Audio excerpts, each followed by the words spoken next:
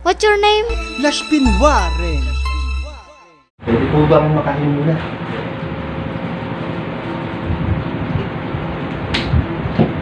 Ano pa? Ano mo? Ano? Ano po masasabi niya sa politika natin ngayon? Kasi marami silang pinapangako. Paano masabi? Kaysa ganito gagawin nila, oras na maupo sila. Marami silang plataforma na gusto nila ipatupad. Ngayon po, sakali po na upo sila, hindi po natin alam kung yun po ba'y matutupad o hindi. Kayo po, ano po masasabi nyo? Kasi pabalik-balik lang, ulit-ulit lang po. Magaganda, alam mo, maganda yung tanong mo eh. Kasi sa karanasan ko, Ako. yung politika, ang bida palagi, yung mahihirap. Ano ba kahirap talaga? Walang tubig sa inyo? Sa totoo lang, dito sa Antipolo, pinakamahirap ngayon ang buhay.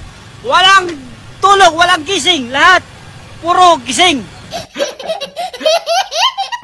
Opo.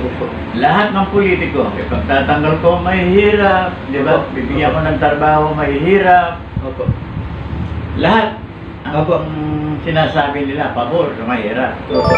Pero, pag nandun na sila, Opo, pag nandun na sila. problema mo na. Makahanap ka na. Opo. Ayan, di ba?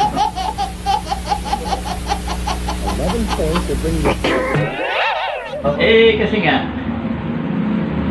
parang yung Ano po? merong mag-ama, Opo. nag-uusap eh. Opo. Ginawag yung bata, yung anak. Anak, sandali. Opo. Malit ka pa eh, sinungaling ka na.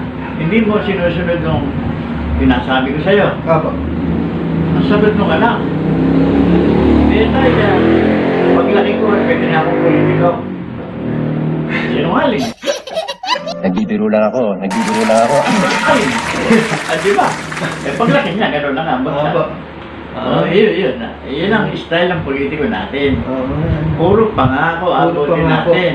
Pero pag naupo Wala na, na. Punta kami sa bahay. Natutulog po eh. What's your name? Lashpin Warren.